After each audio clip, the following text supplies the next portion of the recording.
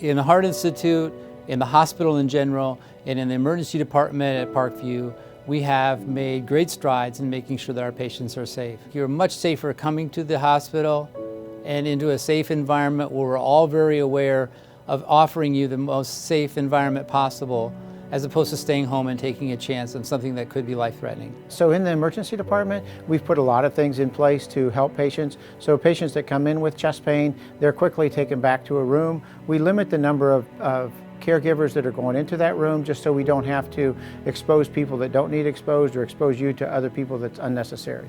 So we have, everybody's wearing a mask, everybody's wearing goggles, we're wearing gowns if there's any concern about COVID in that patient, and then also we're testing patients that are being admitted to the hospital. So when we get them admitted to the hospital, we're putting them in the appropriate type of room. I would say there are two things that you need to bring to the forefront when you're thinking about whether or not your chest pain or your sensation in your chest is significant. Number one would be the abruptness of onset.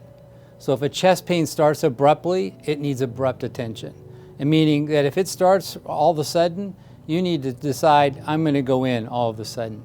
And the other thing is, if you're having a chest pain, maybe a new sensation in your chest that you've not really had for a long time, but all of a sudden it starts to evolve. In other words, change.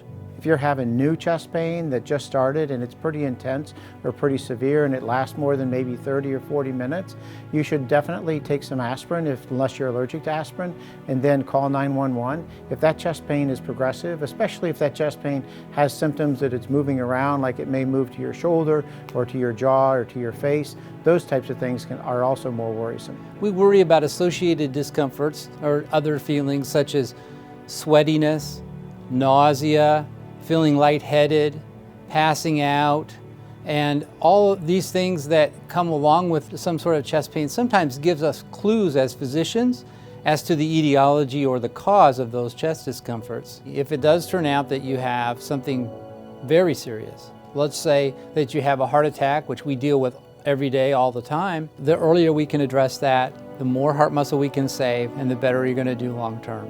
Don't let the fear of COVID keep you from getting the health care that you need. Everybody needs health care at some point in their life, and if you're at a point in your life where you need health care, you can't let COVID stand in the way. You're much more likely to die from a heart attack than you are from COVID. You're much more likely to die from sepsis or other serious infection than you are from COVID. So from our perspective, in the emergency department, we assume everybody could have COVID, so we take precautions so that everybody stays safe, but we also want to make sure that the true medical condition that they came to the emergency department for is taken care of in a timely, efficient manner.